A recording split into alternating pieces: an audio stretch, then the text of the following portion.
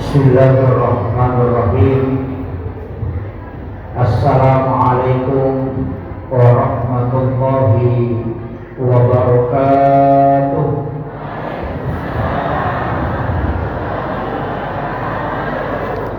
Maulaya sholli wa sallim daiman abada ala habibika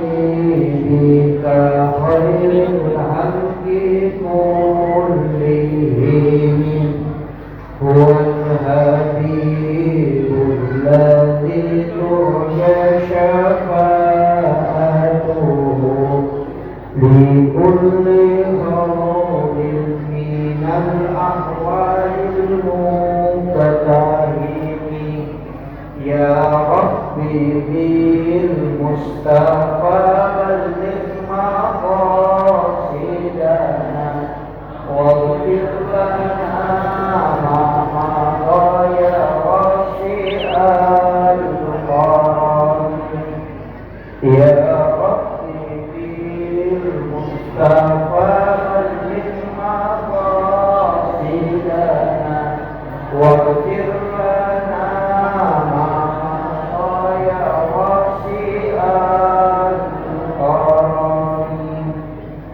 ila hadratin Nabi Muhammad sallallahu alaihi wasallam. Al-Fatihah.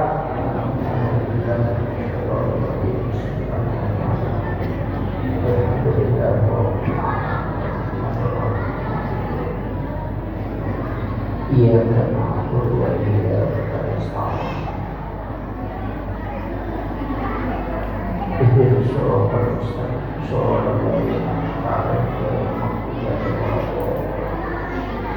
Amin. Allahumma nawwir qulubana wa quluba jami'i man hadara fi majlisina hadza binuril ma'rifah wa ilmil mukashafah wal basirah wal iman wal islam ya fattahu ya alim iftah qulubana wa qulubahum futuhal arifin Rabbana iftah bainana wa baina qaumina bil haqqi wa anta khairul fatihin.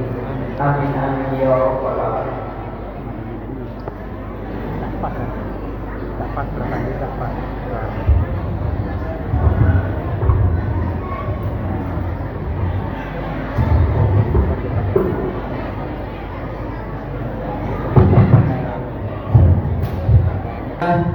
Alhamdulillah rabbil alamin. Nashhadu rabbana annaka antallahu la ilaha illa anta ba'asta Muhammadar Rasulullah basyiran wa nasira qawluhul fasl wa hukmul adl wa sunnatihir rusy wa huwa bil mu'minina ra'ufur rahim. Allahumma salli ala sayyidina Muhammadin tibbil qulubi wa dawaiha wa afiyatil abdani wa shifaiha wa nuril absari wa diyaiha wa ala alihi wa sahbihi wa sallim. Tidak usah dirubah Pak, itu saja tadi yang awal.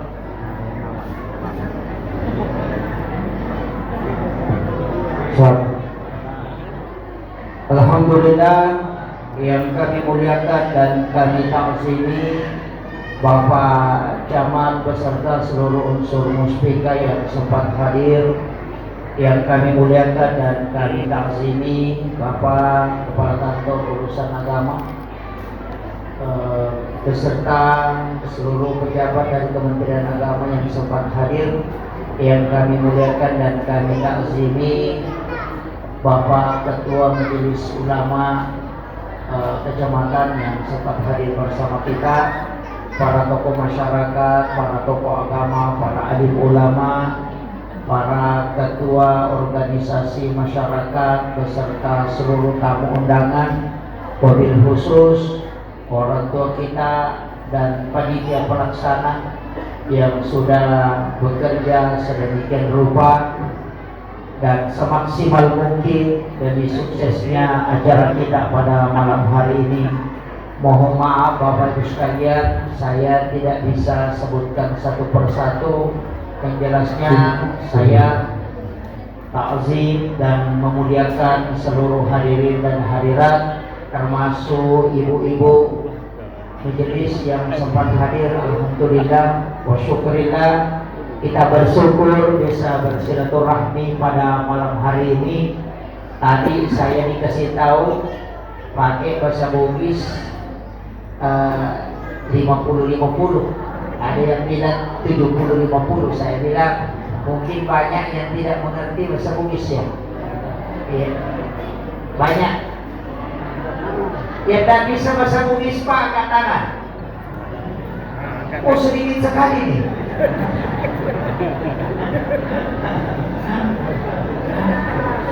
Mungkin di luar ya.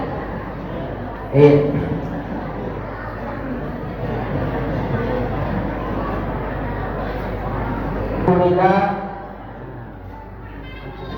kita mengangkat tema meneladani sifat terpuji Nabi Muhammad SAW di dalam kehidupan sehari-hari. Jadi kita ingin meneladani sifatnya Rasulullah. Tapi ini peringatan Maulid. Ini kajo kita makutana, mauluki atau maulid? Peringatan Maulud atau peringatan Maulid? Beda itu. Kalau peringatan Maulid berarti memperingati waktu kelahiran Rasulullah. Itu 12 Rabiul Awal. Kalau peringatan Maulud berarti orangnya yang kita peringati. Beda ya. Kalau Maulid waktu lahirnya, kalau Maulud orang yang lahir, bayinya. Itu Rasulullah. Makanya orang Bugis itu tidak mengenal istilah Maulid, tapi dia istilah Maulud. Karena dia peringati bukan waktunya, tapi Rasulullah yang dilahirkan. Ini saya harus jelaskan perlahan. Nanti kalau saya terlalu cepat, ditegur saya Pak. Kita janjian ceramah sampai jam berapa? 1 jam aja ya. Sudah lama kalau 1 jam ya.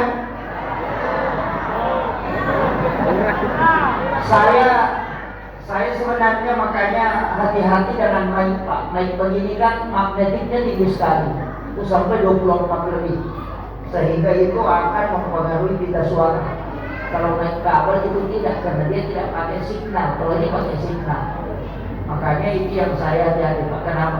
Saya punya jadwal masih ada 80. Jadi sampai Desember itu mau jadi, makanya hati-hati sekali kalau pakai mic yang terlalu tinggi signalnya. Karena kita suara saya tidak cocok, makanya tadi saya minta, tapi ternyata kalau yang kita pakai ini di luar tidak dengar.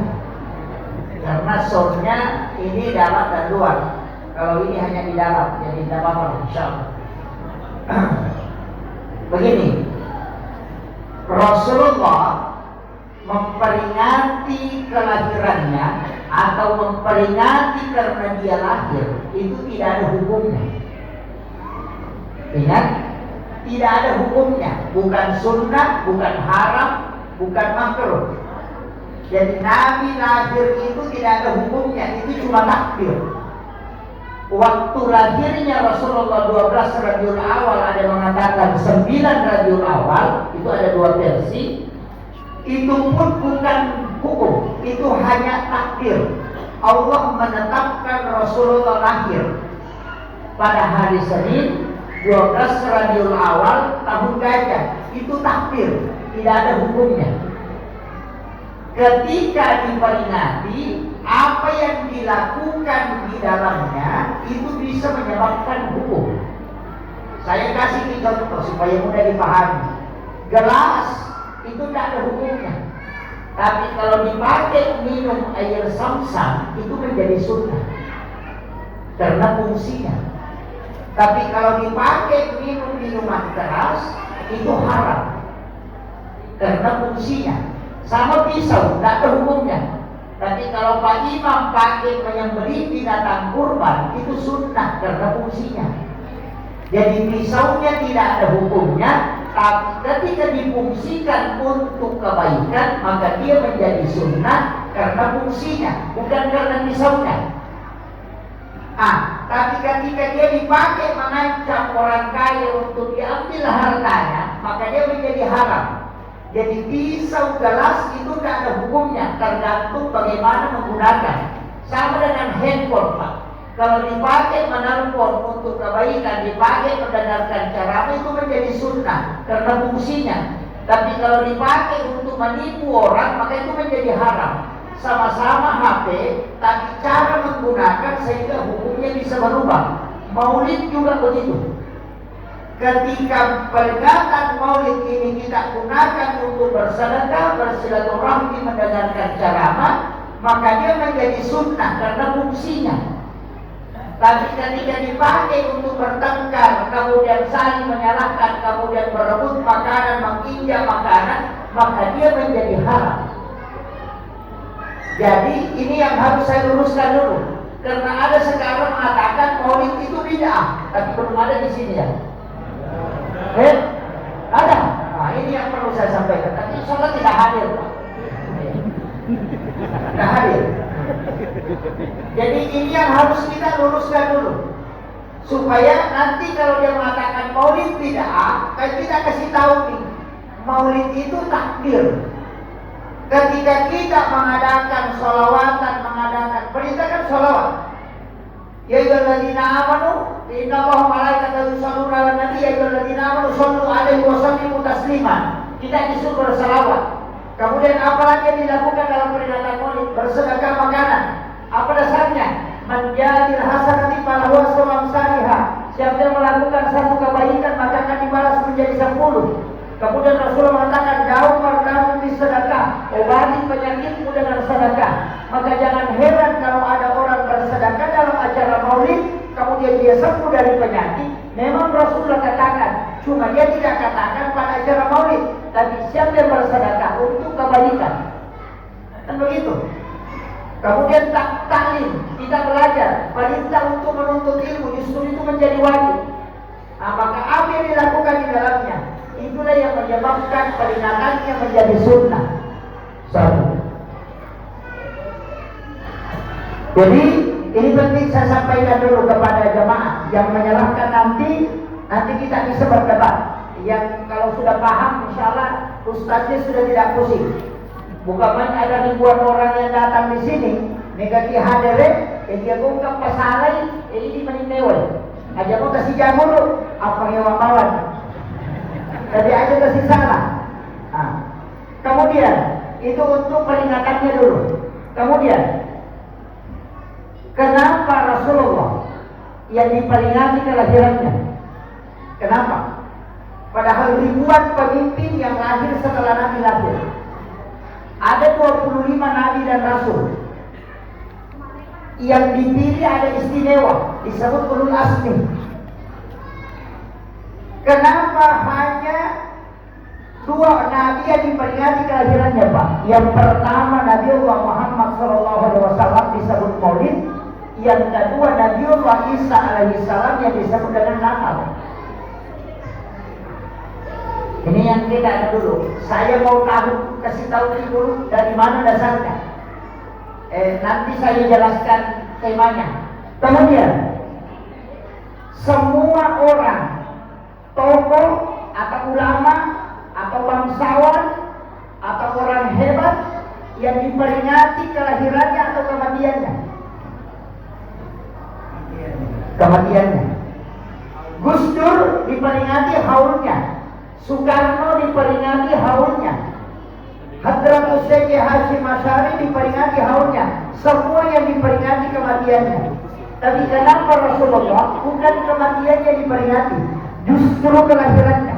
Satu-satunya manusia yang tidak diperingati kematiannya. Kenapa? Karena Rasulullah tidak pernah mati untuk umatnya. Itu kuncinya. Kalau kita mengatakan Rasulullah itu wafat, maka sungguh sangat keliru. Kenapa? Karena di dalam tahiyyat dalam sholat kita selalu baca Assalamu alayka ayyuhan nabi wa rahmatullahi wa barakatuh. Kalimat alayka itu adalah mukhatab. Yang dimaksud dengan mukhatab tidak ada jarak yang mengucapkan salam dan yang disalami. Kenapa suara mereka tak kecil ya? Atau suara saya tak kecil? Satu. Jadi Rasulullah itu tidak mati untuk kita.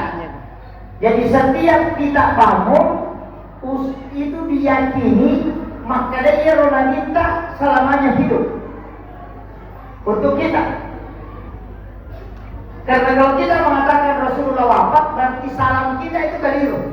Kita mengatakan Assalamualaikum, makanya mengirimkan salam itu kepada Rasulullah. Ini juga kadang jadi masalah, Pak. Kita itu diperintahkan 2, kirimkan salam dan sholawat. Karena ada 2 perintah, Pak.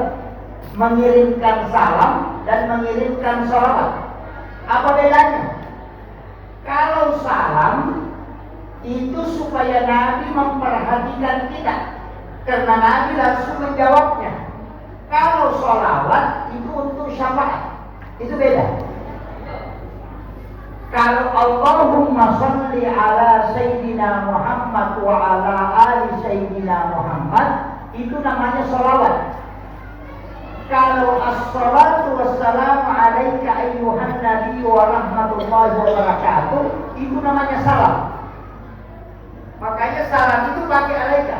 Assalamu alaika ya Rasulullah, assalamu alaika ya Nabi Allah, assalamu alaika ya Habib Allah, assalamu alaika ya Sayyidi, assalamu alaika ya Aba Bakr. Itu semua adalah salam. Maka hendaknya dalam setiap hari itu kita mengirimkan salam kepada Rasulullah supaya kita diperhatikan oleh Rasulullah. Tapi kalau tidak mengirimkan sholawat, maka kita bisa mendapatkan syafaatnya. Karena Allah dan malaikatnya juga bersolawat kepada kita. Jadi berapa kali kita baca kirimkan salam kepada Rasulullah? Akasiana biasa terjadinya dari salam dari kita. Jangan ya. Saya kasih tahu Pak. Sebelum kita bersalawat, hendaknya tidak mengirimkan salam. Nah, sabak ila yawmi maqim. Kan tidak tadi dulu mengirimkan salam dan salawat. Jadi salami dulu Rasulullah, setelah itu baru kita kirimkan salawat. Sudah paham sampai di sini, Dok? Saya pelan-pelan Pak, supaya Nah ini, karena nanti kalau cepat sekali nanti tidak bisa nangkap. Ini terutama ibu-ibu yang di belakang karena mungkin jauh. Kemudian, sholawat itu terbagi.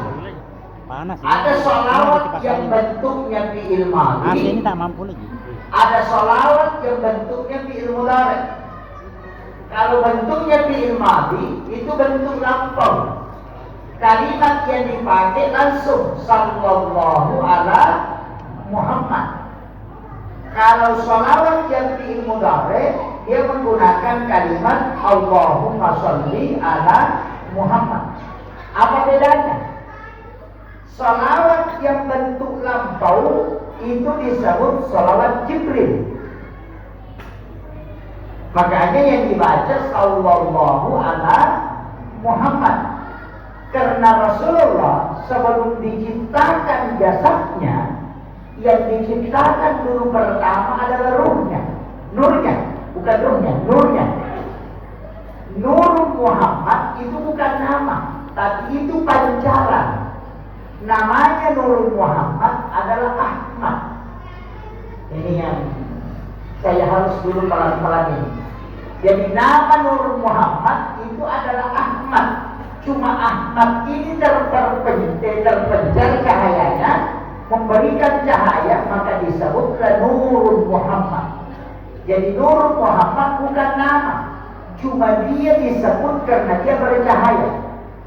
Mana dalilnya? Ini kan yang selalu mengatakan tidak ada dalil. Di dalam Al-Quran Allah mengatakan, qad ja'akum minallahi nurun wa kitabun mubin. Telah datang dari Tuhanmu cahaya. Telah datang dari Tuhanmu cahaya, nurun wa kitabun mubin, dan kitab yang menerangkan. Jadi Al-Quran, Injil, Taurat, Zabur itu belakangan. Yang diciptakan Allah pertama dengan nur, itu adalah hembusan yang dikeluarkan oleh Allah yang pertama. Makanya itu tidak diciptakan, itu Nur Muhammad itu dari hembusan. Makanya disebutkan wanafaktu fihi, dihembuskan. Sama dengan ruh, itu tidak diciptakan. Yang diciptakan ini jasad, yang tidak diciptakan itu ruh karena dihembuskan. Itulah sehingga dikatakan inna lillahi wa inna ilaihi raji'un. Akan dari Allah dan akan kembali. Kalau jasad itu ke tanah, tapi ruh itu yang kembali kepada Allah. Ini yang saya dulu bahas sederhana, tapi saya tidak bahas panjang. Nanti yang di waktu hanya bahas ini selesai waktu. Kemudian, kenapa kok lagi heroin ya? Ketika kita mahaduliyah, di sini biasa orang baca barsaki ya. Biasa mah barsaki tak? Iya, koma barsaki tahu dapat tahu apa yang dibaca? Sallallahu ala Muhammad. Sallallahu, bukan Allahumma sholli. Karena yang disalami bukan jasadnya Rasulullah, tapi yang disalami adalah nurnya. Siapa itu nur? Dia adalah Ahmad. Siapa itu Ahmad? Semua alam semesta itu adalah Ahmad. Makanya mengatakan likulli syai'in min nurin Muhammad. Cuma dia tidak mengatakan likulli syai'in min Ahmad. Tidak. Karena itu namanya. Kenapa nurnya disebut ke alam? Karena semua pancarannya tercipta semua benda. Kita juga dari situ, Pak. Makanan juga dari situ. Makanya kalau mau makan kambing, takut kena kolesterol, kasih tahu, kau dari Nur Muhammad, saya juga dari Nur Muhammad, maka masuklah engkau ketemu dengan nur dan jadi obatlah. Itulah istilah orang tua dulu, makan alai pak murah.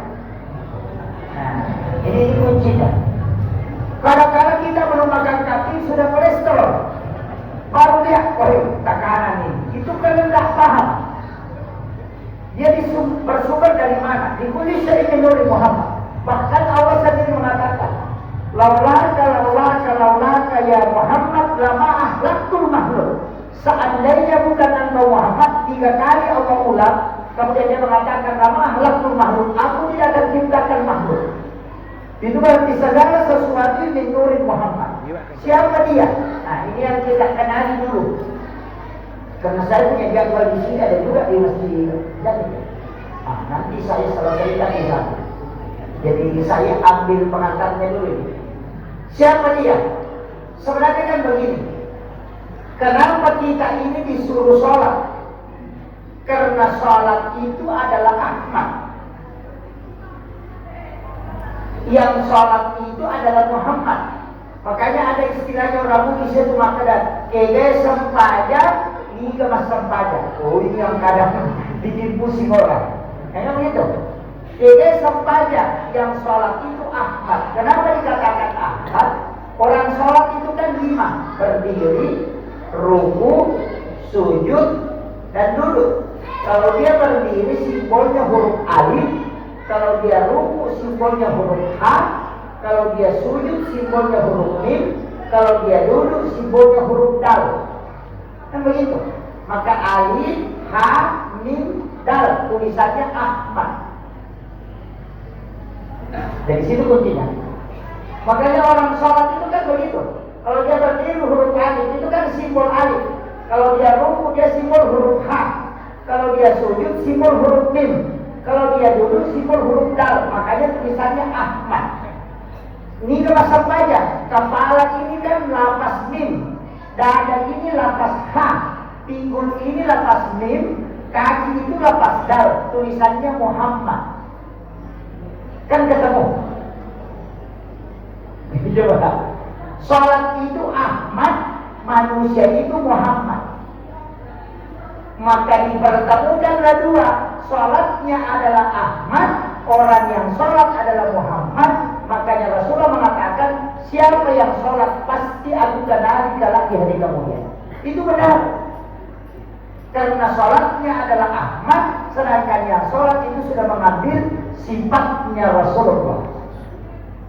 Ini saya belum masuk dan ini pengangkatnya dulu supaya nanti kita tidak pusing. Saya ambil sederhana lagi, menyederhanakan. Semua unsur tadi itu, tubuh kita dari mana? Unsurnya ada 4: api, angin, tanah, dan air.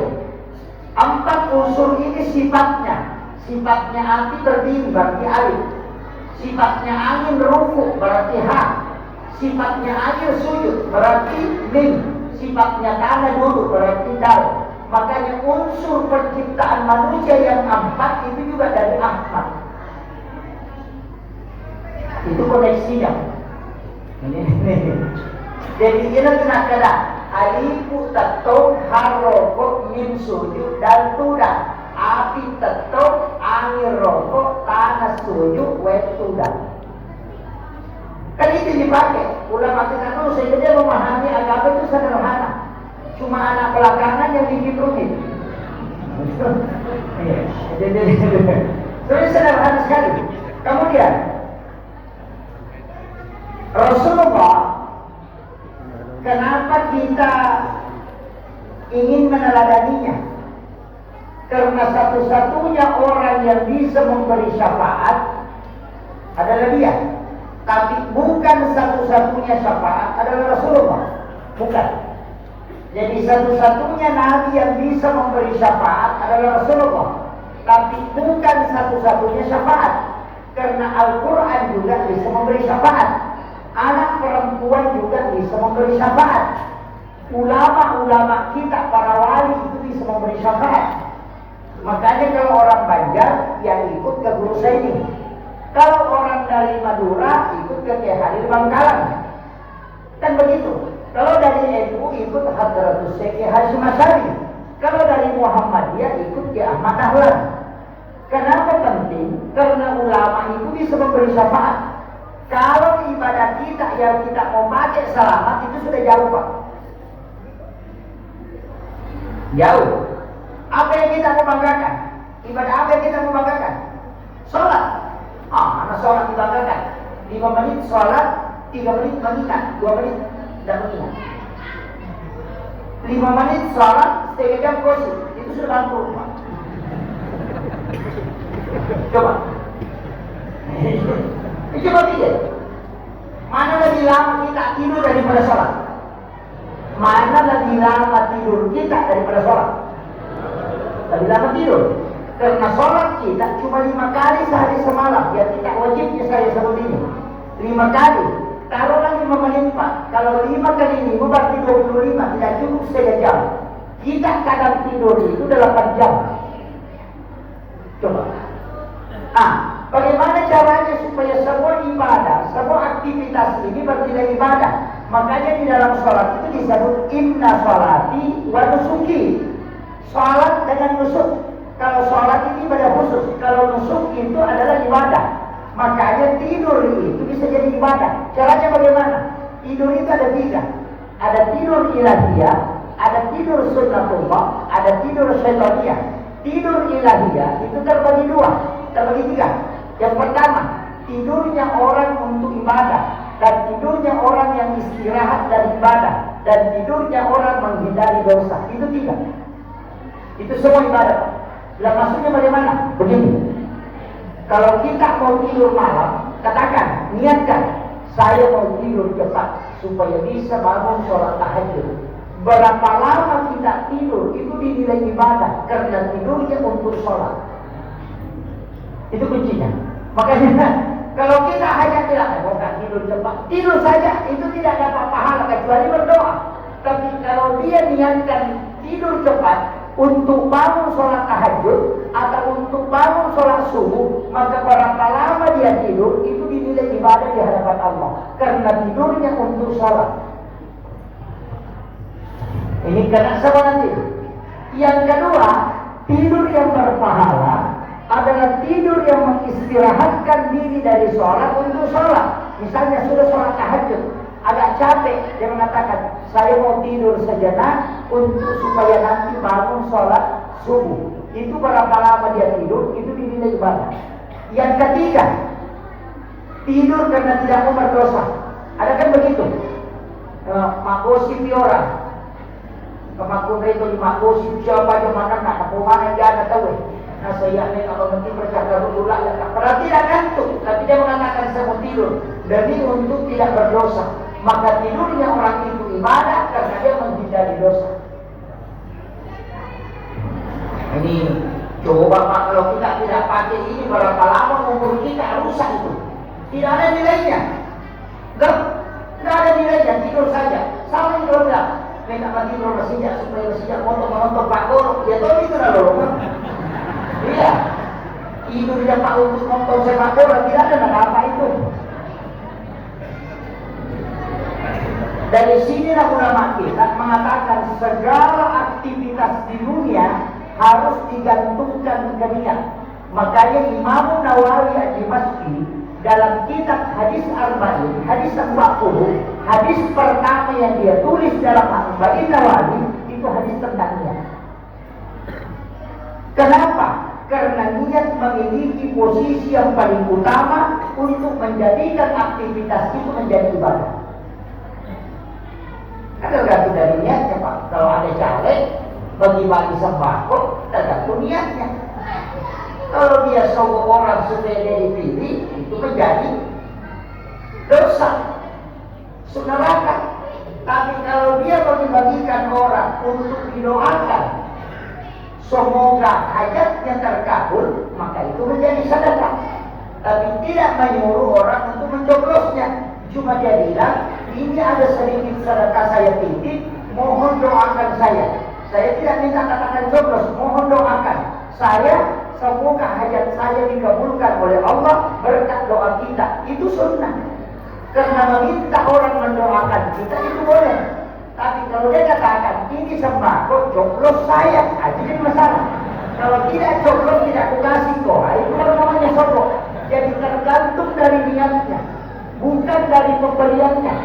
Segala sesuatu itu bisa berubah Pak. Sholat bisa menjadi rusak itu karena niat. Tapi sholat juga bisa menjadi baik itu karena niat. Itu kuncinya. Ini makanya saya luruskan dulu supaya jangan salah paham. Karena ada orang, ketika ada orang bagi-bagi dia bilang, masuk lagi. Sudah tidak paham. Kemudian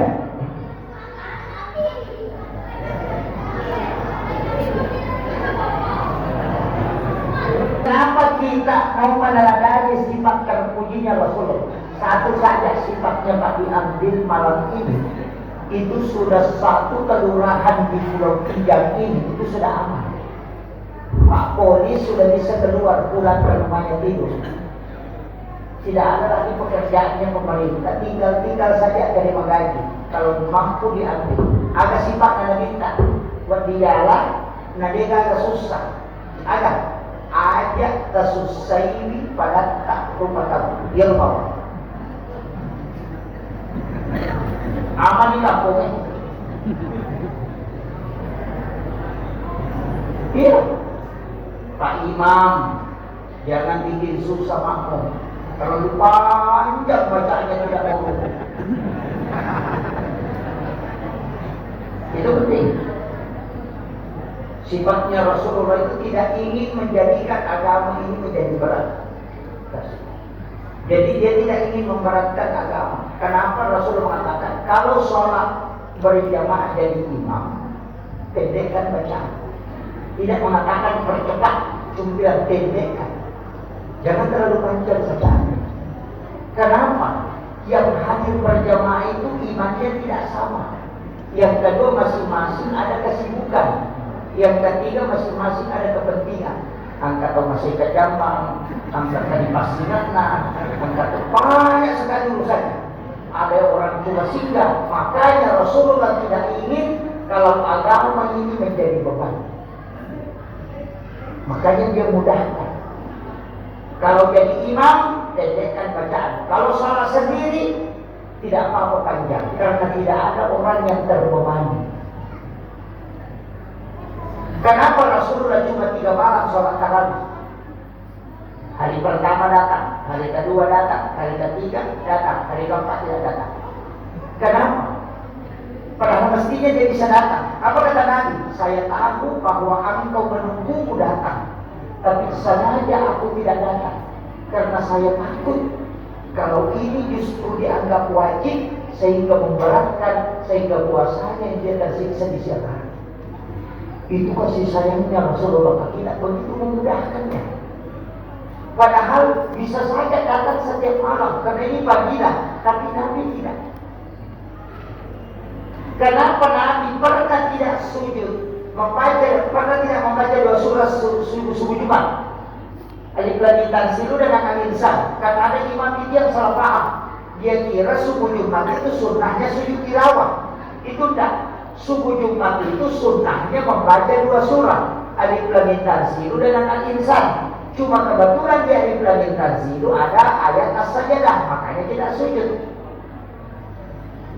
Ini penting. Jadi sunnah di situ bukan sujud tilawah kalau subuh Jumat, bukan sujud tilawah yang sunnah. Yang sunnah membaca 2 surah pada saat sholat subuh di subuh Jumat. Alif Lam Mim Tanzilu rakaat pertama, kemudian Al-Insan rakaat kedua. Imam Abu Hanifah mengatakan kalau ada orang yang sholat subuh hanya karena ingin sujud tilawah di subuh Jumat, maka sholat subuhnya tidak sah. Itu fatal itu, Pak. Tapi tidak ada imam di sini yang potong 3 itu. Hah? Tidak ada ini. Itu juga harus dilihat. Kenapa Rasulullah sujud baca 2 surah ini kalau subuh Jumat? Nabi itu kalau malam Jumat jam 11 malam dia ke pekuburan ziarah kubur. Nanti menjelang subuh sekitar jam 4 baru pulang ke rumah. Makanya sunnahnya ziarah kubur itu di malam Jumat jam 11 malam sampai subuh. Kenapa, Pak? Hah? Wah, masalah itu.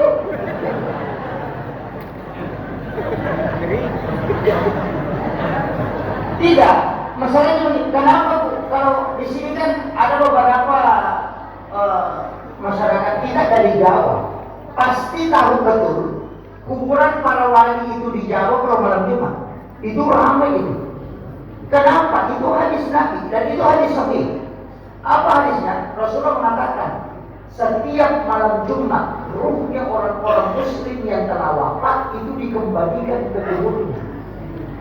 Itu malam Jumat. Iya rogi, salah paham ini. Nasa direwat ulama. Hampa tua dia anak dena. Sampai begitu. Itu karena keliru, Pak. Itu dikembalikan. Makanya kalau mau bersilaturahmi dengan ruhnya orang yang meninggal dan ada di kuburnya pada saat kita ada, maka datangi dia di malam Jumat.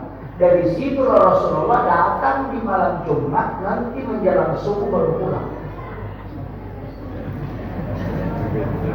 Tapi ini berat. Pak Imam saja takut.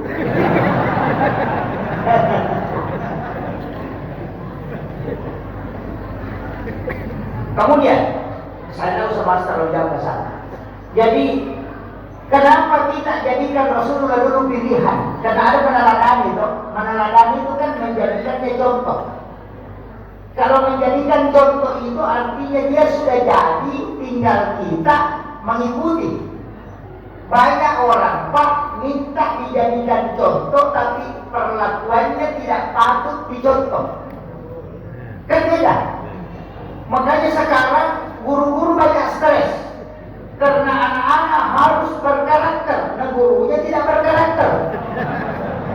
Kan begitu. Jadi contoh itu dijiplak istilahnya. Makanya ulama kita mengatakan, jangan mengajak orang mengikuti kamu. Jangan mengajak orang mengikuti kamu, tapi perbaikilah dirimu sehingga engkau pantas diikuti orang.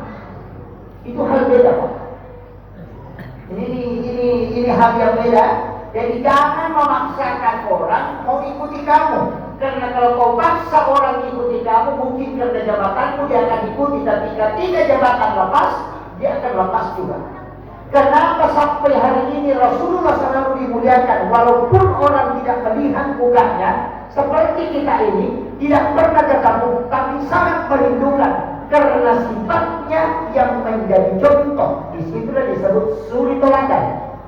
Tapi sehebat apapun orang mengumpulkan orang, kalau dia tidak patut jadi contoh, mungkin karena jabatannya, mungkin karena uangnya, mungkin karena kekuasaannya. Ketika semua itu hilang, maka orang akan pergi. Tapi Rasulullah tidak punya apa-apa, tidak punya uang, tidak punya jabatan yang untuk seperti kita. Tapi kenapa dia orang tidak pernah tinggalkan? Bahkan orang non-muslim mengakuinya karena dia memang menjadikan dirinya patut diikuti. Ini penting. Makanya bagaimana supaya pemimpin itu mengikuti itu?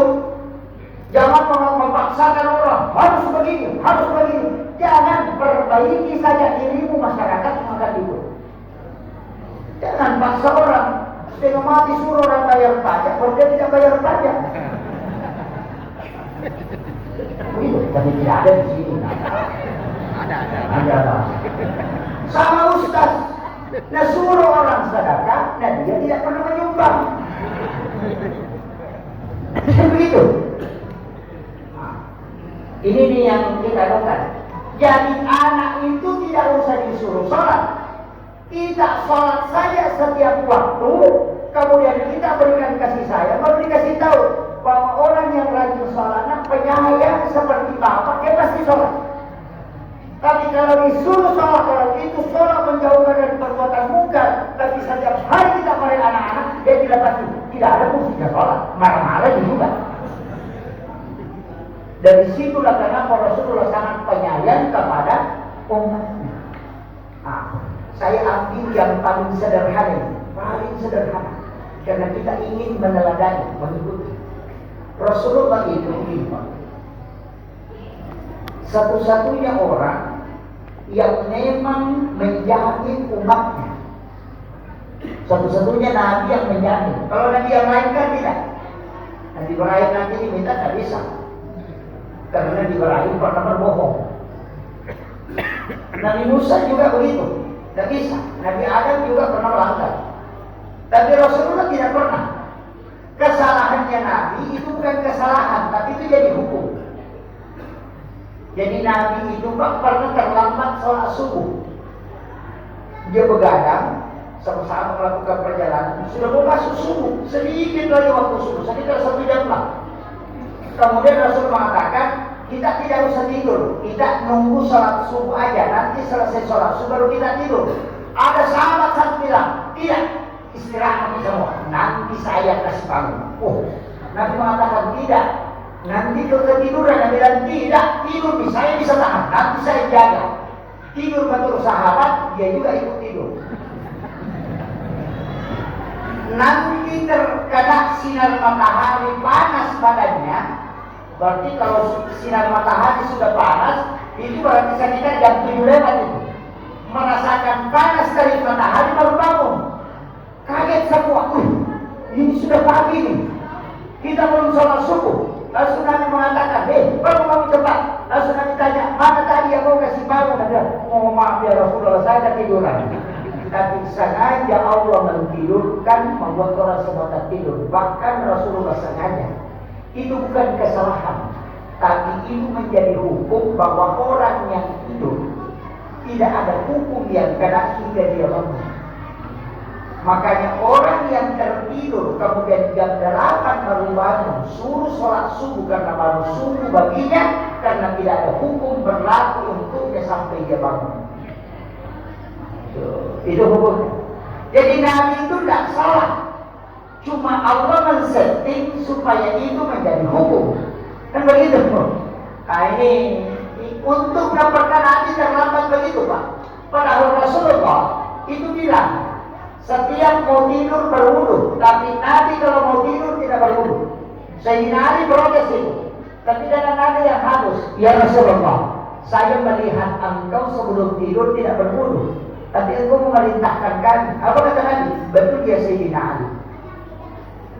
Karena aku tidur itu mataku saja yang tertutup, hatiku tidak berhenti berzikir kepada Allah. Nah, makanya Rasulullah sering sekali wudu sholat maghribnya dipakai sholat subuh. Mereka Nabi terjendek kesempat mau dari Bina, nah pakai kesempat subuh. Bahkan saya baca di risalah itu Ahmad bin Hanbal 30 tahun Pak, wudu sholat maghribnya dipakai sholat subuh. Tidak pernah tidur selama 30 tahun. Dia menghatamkan Al-Quran 2 kali sehari semalam. 1 kali di luar sholat, 1 kali di dalam sholat. Itu Ahmad bin Hanbal. Kita berapa kali hatam Quran Pak? Ya bisa 100 kali 1 hari kalau baca kulhu. Kan begitu. Kemudian, apakah istimewaannya Rasulullah? Ini yang kita anukan dulu. Istimewanya Rasulullah itu karena dia menjamin umatnya yang disebut dengan syafaat. Nah, siapa-siapa yang diberi syafaat? Yang pertama, yang pernah bermimpi ketemu Rasulullah. Saya punya mursyid itu mewasiatkan bahwa sungguh celaka dan rugilah orang yang sudah berumur 40 tahun tapi belum pernah mimpi ketemu Rasulullah dalam hari sekali. Itu wasiat guru saya. Tapi kalau kita dengar itu jadi masalah itu Pak. Karena tidak semua orang bisa mimpi ketemu Rasulullah. Saya dulu protes itu kan bisa kasih tahu, wah nggak bisa begini Pak. Seperti tidak banyak orang itu celaka. Dia bilang celaka betul. Bukan karena tidak bermimpinya ketemu Nabi sehingga dia celaka. Apa dia celaka? Dia celaka karena dia tidak meminta Rasulullah datang di saat dia tidur. Coba. Itu beda pemahamannya Pak ya. Jadi celaka orang yang sudah 40 tahun umurnya, nah dia belum pernah mimpi ketemu Rasulullah. Kenapa? Karena berarti orang itu tidak pernah meminta Rasulullah datang ketika dia tidur.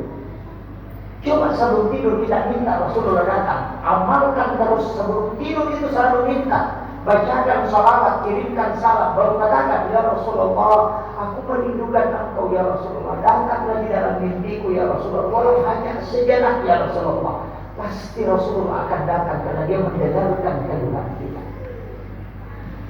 Jadi kita tidak pernah memintanya, makanya dia tidak datang. Sampai dibaca mah tidak pernah diundang, kalau dia tidak undang bermalam-malam tidak pernah datang, dan tidak undang. undang, satu kali mungkin tidak datang, dua kali kau, tapi coba setiap hari kau undang, pasti dia sempatkan waktu untuk datang. Begitu juga dengan Rasulullah. Jadi jangan salahkan diri kalau Nabi tidak datang, tapi salahkanlah diri karena kita tidak pernah memintanya datang.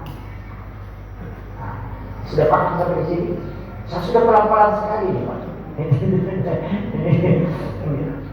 Sabar saya. Yang bahaya.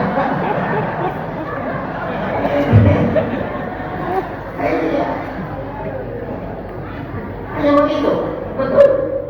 Maka awal perceraian, perselingkuhan, pertengkaran itu kadang terjadi dari media sosial. Dan tidak ada penyelesaiannya. Facebook. Kalau mengatakan, Ustaz, coba saya kasih tahu. Tidak bikin status nanti kalau pulang ke rumah, bikin status apa? Saya punya utang 300.000. Mohon dibantu, siapa yang bisa bayarkan? Tidak ada komentar di bawah, tidak minta nomor rekening. Apa komentarnya? Cuma up, semua itu. Kasih bagi dari status, yang kasih ragu kalau ragu, sabu dia boleh wajah, ini kan melo wajaran. Nah paling aku komentarnya ya makna up. Nah tadi jadi tahu nomor rekening. Apa itu? Itu artinya Facebook tidak menyelesaikan masalah. Makanya hati-hati udah banyak Facebook, tapi tidak di sini. Ibu-ibu di sini sabar semua kalau tidur.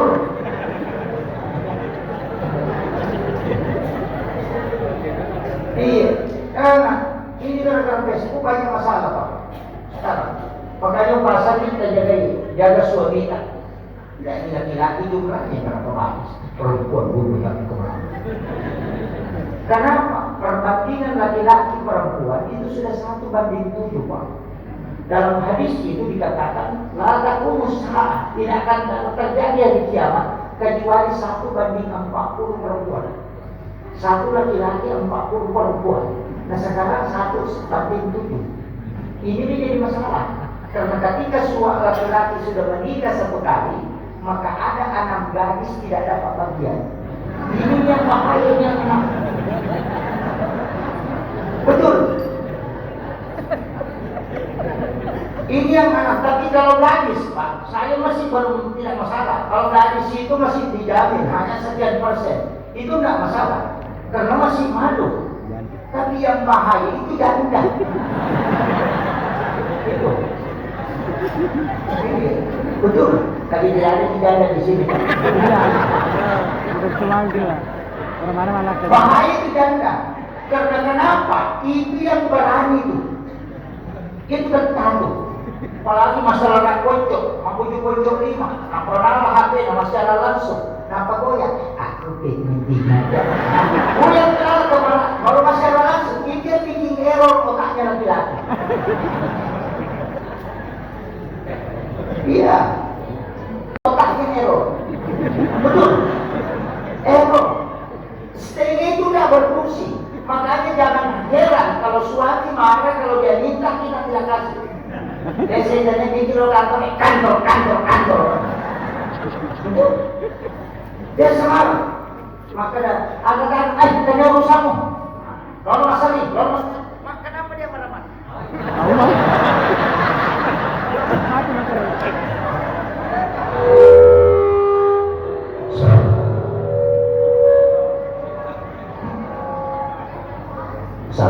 Main juga marah-marah.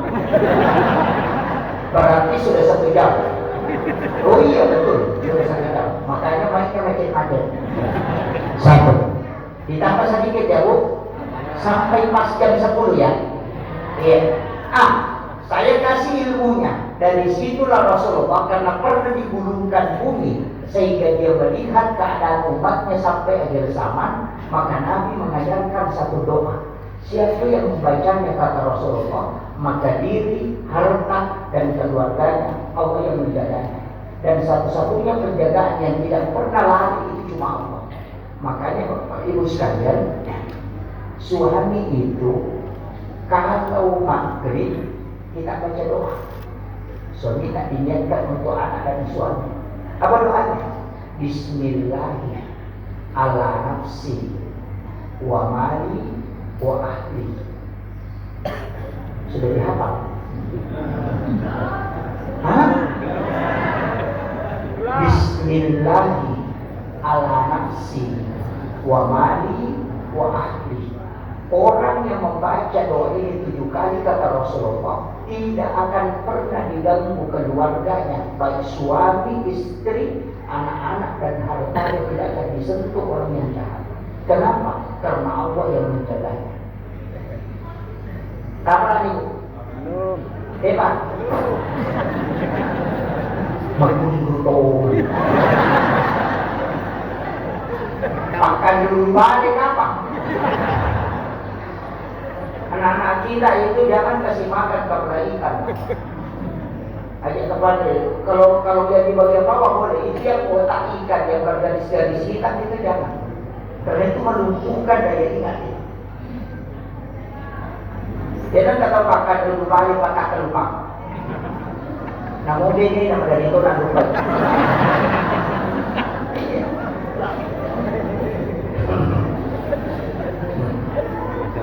Ada di beberapa kitab itu, saya kasih tahu.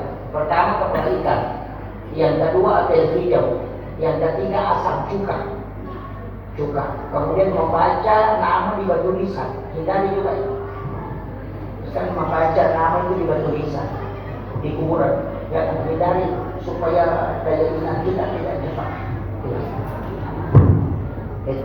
Jadi ada beberapa, tapi tidak usah saya bongkar semua.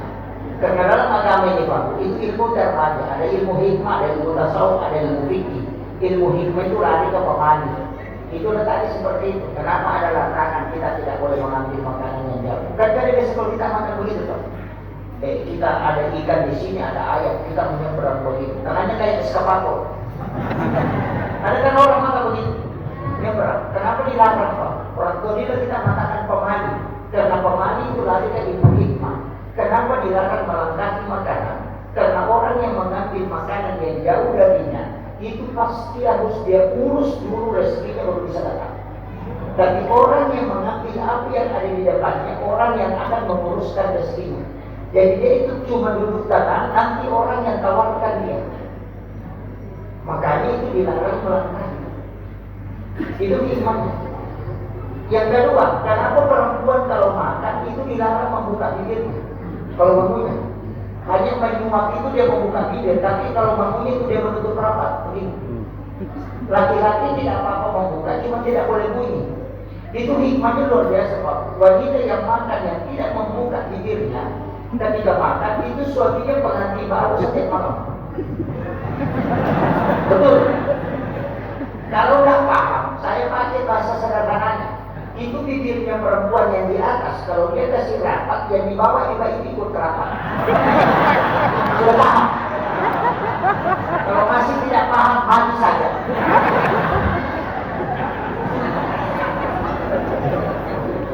Itu ilmu hikmah. Kenapa ulama dulu, termasuk Imam Sarmuji, Sayyid Abdul Hamid Al-Qudsi dalam kitab Kanzun Naja wa Surur, karena Sayyid Abdul Hamid Al-Qudsi dalam kitab Ta'lim Ta'lim Imam Sarmuji, kenapa dia menulis semua itu ulama kasyaf, ulama yang dibukakan takdir oleh Allah. Makanya orang Bugis itu kalau dia kasih hidangkan makanan itu pakai kaki, karena dia bisa diputar untuk menghindari melangkahi makanan. Itu adabnya Pak.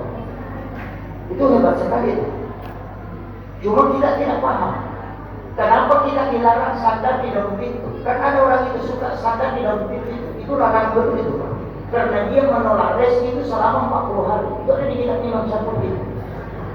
Tidak apa-apa, bersandar aja.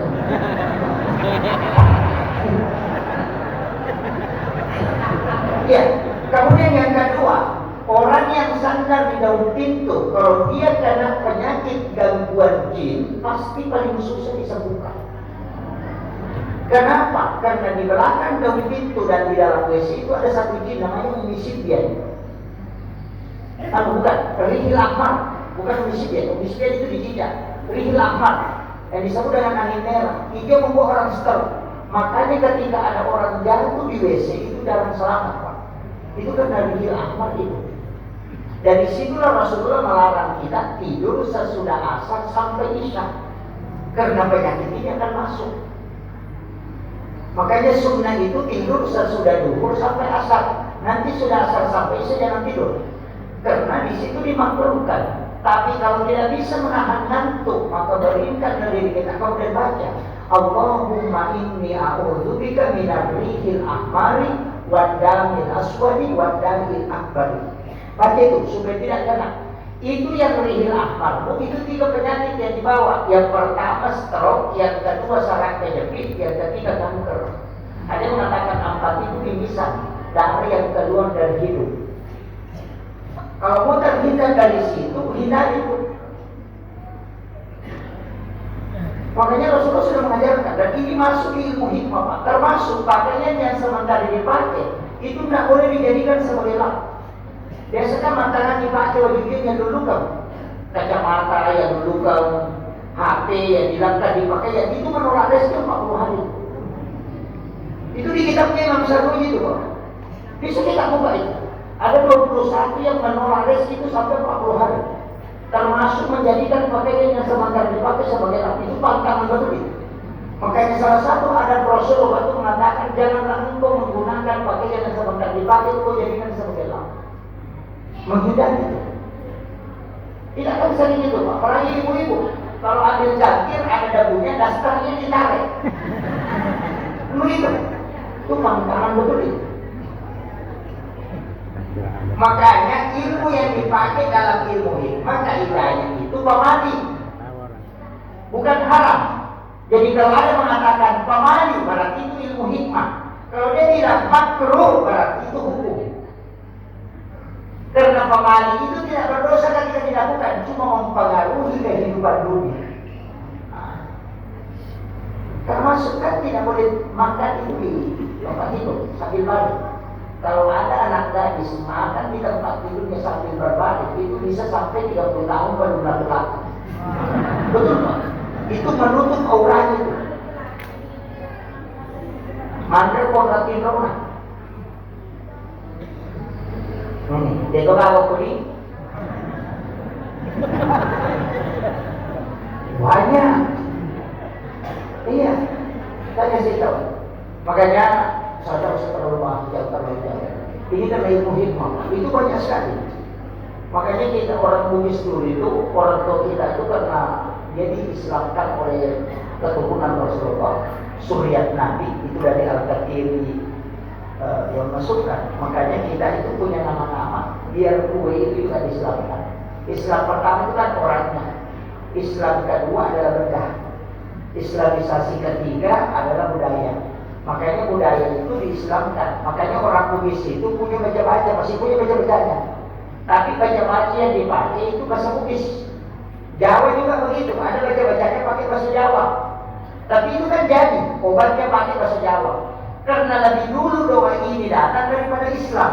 Tapi ulama kita yang dari Yaman Hadramaut itu melihat bahwa doa ini pas cocok dipakai. Kalau dia pakai jadi, dia tidak hapuskan. Karena dia khawatir kalau ini yang dipakai jadi, saya ajarkan doa baru dan tidak jadi.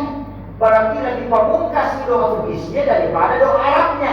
Makanya dia akali mengislamkan baca-baca. Bagaimana caranya? Dia tambah di depannya Bismillahirrahmanirrahim, baru dia tutup akhirnya baraka doa la ilaha illallah kumpaiku. Itu sudah diislamkan.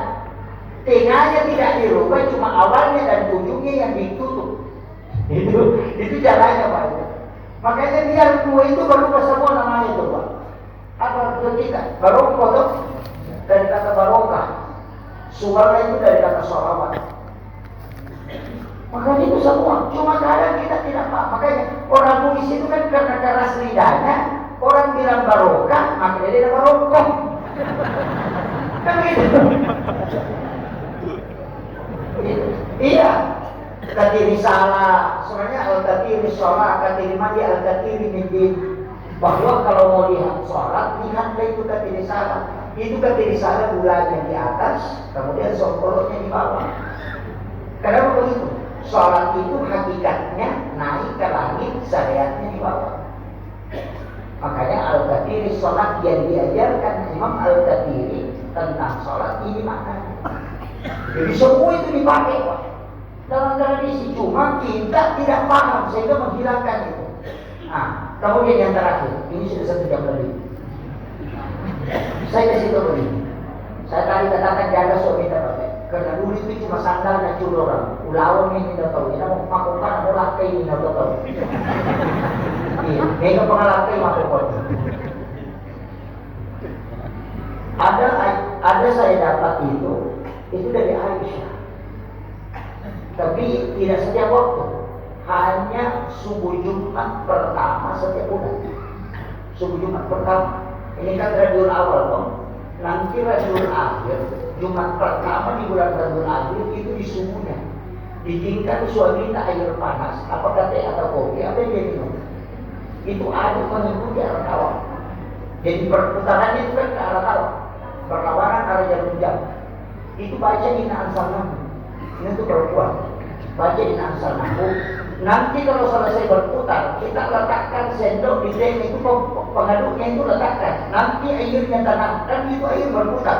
Nanti tenang, baru bacakan surah Al-Kautsar. Itu air akan tenang. Kopi atau teh itu kan tenang, bacakan surah Al-Kautsar. Baru kasih suami minta. Sebaiknya kita kalau mampu kita bisa, kita yang pegang gelasnya, kalau tidak biarkan dia minum. Tapi usahakan ada sisanya yang kita minum. Itu Rasulullah mau siapkan Aisyah. Siapa yang melakukan itu, kemudian sisanya suaminya dia minum di subuh Jumat itu dengan membaca surah Al-Kautsar 1 kali, tidak ada wanita yang akan diceraikan oleh suaminya melakukan itu. Itu kuncinya. Apalagi Bu? Diulang. Subuh Jumat pertama setiap bulan Hijriah, bukan bulan Miladiah. Rabiul Awal, Rabiul Akhir, cuma dari situ. Jadi aduk mengikuti arah tawaf. Itu hanya sekali 1 bulan. Aduk mengikuti arah tawaf. Tapi subhan, baca di sana tidak diaduk. Nanti berhenti dibaca, ketika berhenti diaduk. Tapi selesai diaduk, letakkan sendok di tengah, jangan kasih goyang. Nanti berhenti berputar, akhirnya membaca surah Al-Kautsar. Nah, nanti setelah itu kasih suami kita dia minum. Sisanya kita minum sedikit sambil membaca surah Al-Kautsar. Itu suami kita akan meninggal. Itu yang mengunci. Dan kalau ada laki-laki saling marah-marah, lakukan itu, berhenti. Sudah dihafal tuh. Makanya kalau ibu tidak mau diceraikan sama suami, cukup amalkan itu, insya Allah. Itu Aisyah saling meremeh minta sisanya nanti. Makanya saya kasih tahu bapak-bapak, kalau mau selamat, habiskan kopinya di subuh. Akhirul kalam, Allahumma billahi wa billahi. Assalamualaikum warahmatullahi wabarakatuh.